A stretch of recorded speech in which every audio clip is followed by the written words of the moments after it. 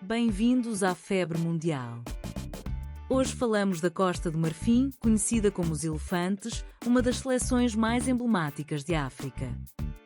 Foi o país da geração dourada de Didier Drogba, Yaya Touré, Kolo Touré e Salomon Kalou, uma equipa que encantou o mundo no início deste século. Depois de ficar de fora das duas últimas edições, a Costa do Marfim regressa agora a uma fase final do Campeonato do Mundo, com uma nova geração que sonha repetir ou superar os feitos dos seus antecessores. Vamos conhecer a história desta seleção, os seus recordes, o título continental conquistado em casa e o desafio que espera no Mundial de 2026. A Costa do Marfim compete na CAF, a Confederação Africana, e no Mundial de 2026 está integrada no grupo I, ao lado da Alemanha, do Equador e de Curaçao. Vestidos de laranja, com pormenores em verde e branco, as cores da bandeira nacional, os marfinenses são conhecidos mundialmente como os Elefantes. É uma seleção que respira futebol. Poucos países produziram tantos jogadores de classe mundial nas últimas 2 décadas como a Costa do Marfim. O grupo de 2026 é exigente, com a Alemanha como adversário de peso, mas o objetivo dos Elefantes é claro: usar a qualidade individual do plantel para finalmente ultrapassar uma barreira que nunca conseguiram romper em 3 participações anteriores. A Costa do Marfim estreou-se numa fase final do Campeonato do Mundo em 2006, na Alemanha, e voltou a marcar presença em 2010 e em 2014, totalizando 3 participações consecutivas. Em todas elas, a história repetiu-se da mesma forma. Os Elefantes caíram sempre na fase de grupos, apesar de terem em campo alguns dos melhores jogadores do mundo na altura. Em 2010 e em 2014, as campanhas foram particularmente dolorosas, já que a seleção terminou em terceiro lugar do seu grupo, a apenas 1 ponto da qualificação para os oitavos de final. Foi sempre perto, mas nunca o suficiente, um padrão que persegue esta seleção e que a nova geração quer mudar em definitivo. O primeiro grande momento marfinense no Mundial aconteceu logo na estreia, em 2006. Frente à Sérvia e Montenegro, a Costa do Marfim chegou a estar a perder por 2-0, num cenário que parecia condenar os Elefantes a uma estreia desastrosa. Mas a equipa reagiu com força, deu a volta ao marcador e venceu por 3-2, numa das remontadas mais espetaculares da história recente da competição. Apesar dessa vitória, a seleção não conseguiu seguir em frente nesse Mundial, integrada num grupo difícil com a Argentina e os Países Baixos. Ainda assim, ficou a marca: os Elefantes mostraram ao mundo que tinham talento e coragem para discutir qualquer jogo até ao apito final. Não se pode falar da Costa do Marfim sem falar de Didier Drogba, o maior goleador da história da seleção, com 65 golos em mais de 100 internacionalizações. Capitão e ícone absoluto dos Elefantes, Drogba liderou a equipa nos Mundiais de 2010 e de 2014. No Mundial de 2010, na África do Sul, marcou um gol de cabeça frente ao Brasil, tornando-se o primeiro jogador de uma seleção africana a marcar aos brasileiros numa fase final de um campeonato do mundo. Apesar do talento individual, a Costa do Marfim perdeu esse jogo por 3-1, mas o gol de Drogba ficou gravado como um dos momentos de maior orgulho do futebol marfinense na competição. Entre 2006 e 2014, a Costa do Marfim teve, talvez, a melhor geração de sempre do futebol africano. Além de Didier Drogba, destacavam-se Yaya Touré, um dos melhores médios do mundo na altura, o seu irmão Kolo Touré, defesa de top a jogar nos maiores clubes de Inglaterra, e Salomon Kalou, avançado rápido e decisivo.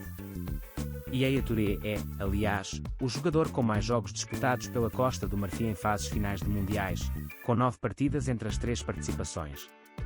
Foi uma geração que ganhou praticamente tudo a nível individual e de clubes, mas que nunca conseguiu transformar esse talento numa qualificação para a fase a eliminar do Mundial, algo que continua a doer nos adeptos marfinenses.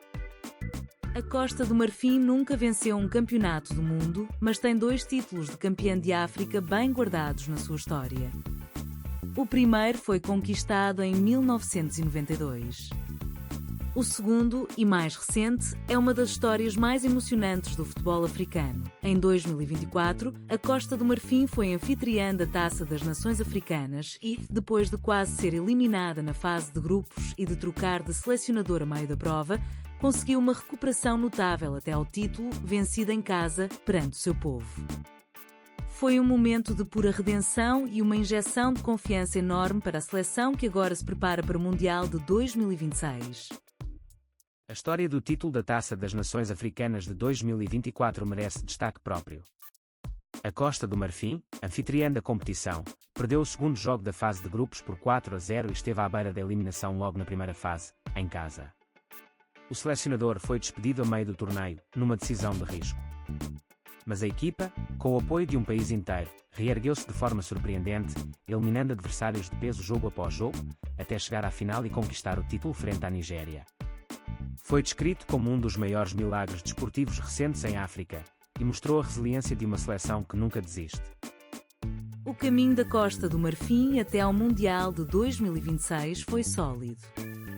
Na fase de qualificação africana, os elefantes lideraram o seu grupo e garantiram o apuramento direto, com uma exibição de gala incluída, uma goleada por 7-0 sobre as Seychelles, que confirmou matematicamente a presença na fase final.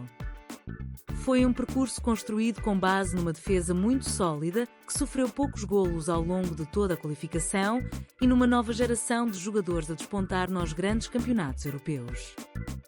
Depois de 12 anos de ausência, a Costa do Marfim regressa ao palco principal do futebol mundial com o estatuto renovado de campeã africana em título. A seleção que representa a Costa do Marfim em 2026 já não tem os nomes de Drogba ou dos irmãos Touré, mas mantém a tradição de produzir talento de altíssimo nível. O plantel combina jogadores experientes, que já passaram por grandes clubes europeus, com jovens promessas a destacar-se em Inglaterra, França e outras grandes ligas. É uma equipa rápida, fisicamente forte e com qualidade técnica acima da média, características que sempre marcaram o futebol marfinense. O desafio é juntar a essa qualidade individual a organização coletiva necessária para finalmente ultrapassar a fase de grupos, algo que 3 gerações anteriores, mesmo recheadas de estrelas, nunca conseguiram alcançar. O sorteio não foi propriamente simpático para os elefantes. No grupo do Mundial de 2026, a Costa do Marfim vai medir forças com a Alemanha, uma das seleções mais vencedoras da história, com 4 títulos mundiais. Os outros adversários são o Equador, uma seleção sul-americana sempre competitiva e fisicamente forte, e Curaçao, uma das histórias mais surpreendentes deste Mundial, a disputar a sua primeira fase final.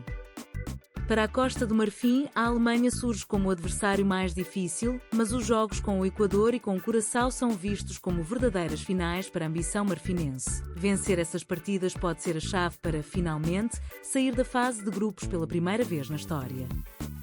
Então, conseguirão os elefantes quebrar finalmente a maldição da fase de grupos? A Costa do Marfim chega ao Mundial de 2026 com o estatuto de campeã africana em título, depois de uma conquista heroica na Taça das Nações Africanas, e com uma geração jovem cheia de talento espalhado pela Europa.